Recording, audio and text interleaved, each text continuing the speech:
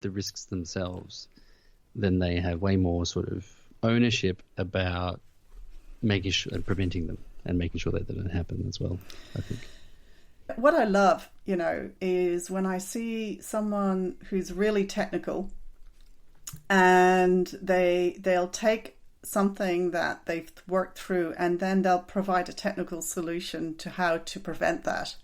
To me, that's just like, there's something so beautiful about working together with a quality person and a developer or an architect even to sort of harmoniously come up with a solution to solve a problem. I think if you get that sort of humming in a team, then it's just like there's this, I don't know, maybe it's a nirvana, but you get moments of it and you're just like, yes, this is how it should be. Yep. Yeah. It's quite gratifying seeing some of the test artifacts that come out and just being like, that's amazing. I'm really glad to see that process and how it went, because it's captured all in a mind map.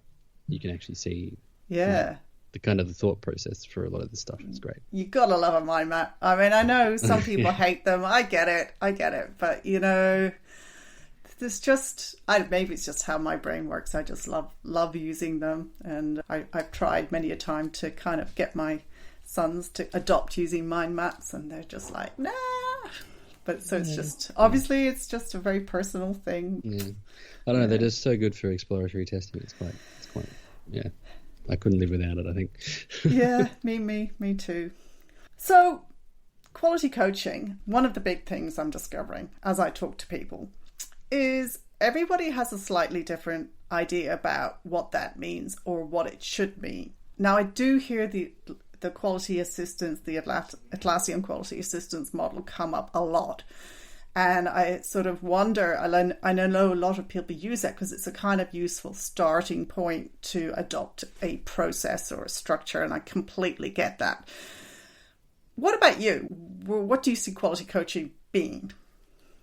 Well, if I could sum it up, it would be you are a mini test manager. I haven't heard that one before, so explain. So basically, at the end of the day, what you're doing is the same process. You are guiding. You have a pool of resources, of quality resources. They are developers. They are maybe junior testers. But at the end of the day, you are using your resources to perform testing to deliver a product, and using the similar processes. So you have a strategy, you have planning, you have monitoring and control, and you have reporting. It's effectively the same thing, same loop. And your testers may be different, but they're just different experience levels. I'm just going to probe a little bit here because I'm intrigued with this mini test manager. My idea of test manager, having been sometimes quite an unsuccessful test manager and sometimes been an okay test manager, but my experience is it sounds a little counterproductive to what I understand as a quality coach. So talk to me to that. Well, I guess it's a different view on what a manager is. Someone might see a manager as being very directorial, but I see an effective manager as not being a director, but someone who can skill up the people that they work with to the point where they are coaching them, mentoring, and just at the end, hopefully delegating. You're basically just saying, look, you're at the right level. I have complete faith in the work that you do. You don't need to show me blah, blah, blah, blah, blah. So I guess it's just a different idea of what management sort of is. It's interesting, though, that yes, you're skilling up people. Yes, you're coaching people. But there's a difference, I think, between coaching, say, another tester and coaching maybe a developer. Have you found that? Yeah, there's definitely a difference. I think it comes down to, I guess, sort of confidence levels and sort of, I think across society there's different personality types as well. And I think you need to know your audience and adapt. And I think developers are generally just a type of audience. My take on this is that to some degree in our past, historically, testers have come from a background where we worked with other testers. So when we talk about coaching another tester, it's like saying, I know where you're coming from. I know your testing mindset. I understand because I'm a tester. I can understand and empathize with some of the challenges that you face. But if I don't have necessarily, if I come from a testing background and I'm coaching, say, somebody in product, or I'm coaching in someone as a developer, or I'm coaching someone who works in ops, then I don't necessarily have that expertise or understanding of the skill sets required to do that. So for me, even at that point, I have to coach things in a different way because I don't necessarily have that depth of expertise. So I think even in the tester realm, there's that as well. So one tester might be like more of a technical tester. Another tester might be more of a user-based tester. So I think you're definitely right. It's about background and understanding and knowing and it's really comes down to empathy. I think I understand the process that you do. I understand the pain that you feel when you test or so on and so forth. And it's about having that common language, I guess. And there's that other thing that you just mentioned about knowing your audience. There's different learning styles as well. One of my big aha moments, usually my aha moments don't happen like straight away. It's like people have to top me on the head a few times before I actually get this aha moment. It's like, but my aha moment is actually not everyone learns the same way I do. You know, it's just like this massive revelation that some people don't like to be thrown into the deep end. Some people like, you know, to have a sort of structure to how they approach things, or everyone's different and everyone's learning style is different. And it took me a long time to realize that, I need to incorporate that into my coaching approach. Yeah, I definitely agree. I think it sort of struck me as well, I think, in a similar way, being like, oh, this is not working. Why isn't this working? I guess all my life I've had this healthy disrespect for process, so it's kind of the antithesis to me. And so it's like I expect everyone to sort of have this same antithesis, but actually it's not true. Processes within time and place are really, really helpful and can be really useful for people, and everything has a time and place, and I think you need to respect that and work with that, and they can be really, really useful. Actually, my director, he describes a model called situational leadership, which is basically adapting to the level of leadership that you need based on the skill level or the skill level of the person that you're working with. So sometimes you need to be really directive, saying, okay, this is exactly what you need to do. Yeah. Because they've never done it before, right? Mm-hmm. And then as time goes on, you can sort of start backing off until coaching delegating role. Let's talk about something different, Tim. What about the big M word, metrics? Do you have any where you work? Because we all have different products, and our products don't actually land with end users. Generally, we've sort of historically relied on customer satisfaction, and that's just a really qualitative sort of, are you happy with us? We usually only have one person we actually talk to. We can't sort of keep asking a whole bunch of questions to different users. Yes. Are you happy with us now? Are you happy with us now? Are you happy with us now? To the one person. Yeah, exactly. Yeah. I wish we could. That'd be really great. But they would probably get kind of annoyed. So we sort of have historically had to do a bit of a sort of gut feeling and just being like, yeah, I think we're doing the right thing. We're delivering at the right speed, we're delivering the right quality, they're happy with it, and we're delivering on time. We are actually intending to become more of a game development studio, owning an entire product end to end.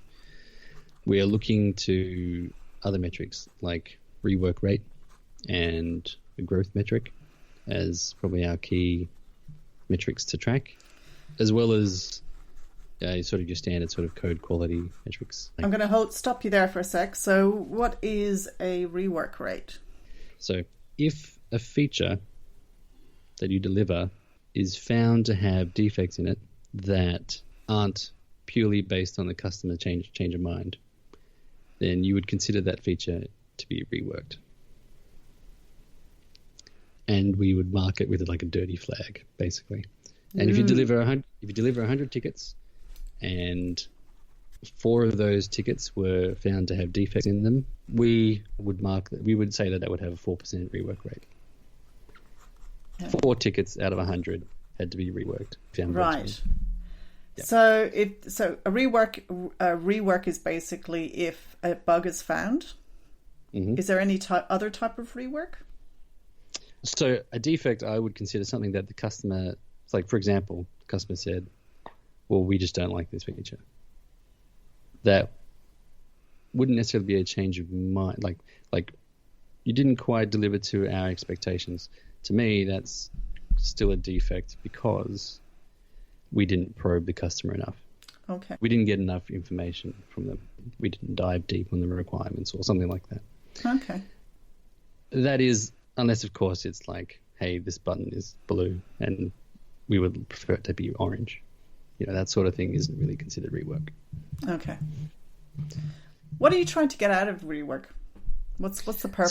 So, the purpose of tracking rework rate is because it's as you get further in the development cycle, the cost to fix a bug increases dramatically. So if you can catch a bug at the design phase, then the cost to fix that is very low. If you find it in production or like when the customer finds it, the cost to fix it is quite high because it requires a developer to look at it, to understand it. They have to context switch from whatever they're working on. Not only that, but it's also the cost to the business in terms of lost revenue or so on and so forth. So we track the rework rate because we want to reduce the amount of things we find late. We check rework rate at the end of the sprint, or if we find bugs at the end of the sprint that weren't accounted for, we would mark that as reworked. And if the customer found it, we would mark that as reworked. So are they weighted? So like if you found, say, rework at the design phase, would that be the same weight as a customer finding that rework? Not yet. I mean, first we need to get good at tracking that, and we're not there yet. So these are early days. Oh, we'll have to get you back, in 6 months' time to find out how it's all working out. How it's going. The problem with it is it's very manual tracking this, so it's very much relying on human intuition and the thing that I'm finding with the rework rate currently is that if you aren't heavily critical of the feature, or if the team just isn't able to catch a particular bug, maybe they just missed it, it's difficult to include that in the rework rate. Yeah, knowing to ask the right question in order to be able to find the rework. Like if I haven't asked the right question, then I could miss it. But maybe I don't know all the questions I should be asking. Yeah, exactly. That's why I want to be asking the customer as well, or including the customers finding these issues. Yeah, and the other thing is that my mind's kind of galloping now. You have this classic situation where sometimes customers just don't know what they want until they see what they don't want. So that situation is fine. That's okay. Oh, okay. Okay. So we deliver exactly what they said, and it's really clear that yes, we delivered exactly it. And they're like, well, you know what, we tried it, and you know what, we think we don't really like it. Okay. And that's kind of different. Yeah. I thought we'd agreed that this was going to be blue. Right. That type of bug. Yeah. Is accounted for. Okay.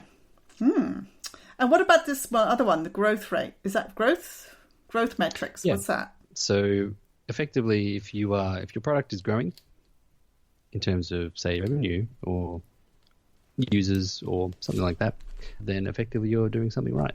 It's kind of a simple thing to track, except if you don't have many users, which we don't really have, or if you don't sell something directly to the public, which we also don't do. So for us, it's really tricky calculating growth rate. What is growth rate for some of our products? So it's quite hard to figure that one out just yet. And I think we may not be able to fully utilize it until we actually have a product that is ours being delivered directly to end users. What I'm really liking about this conversation, Tim, is the uncertainty. Because for me, like, metrics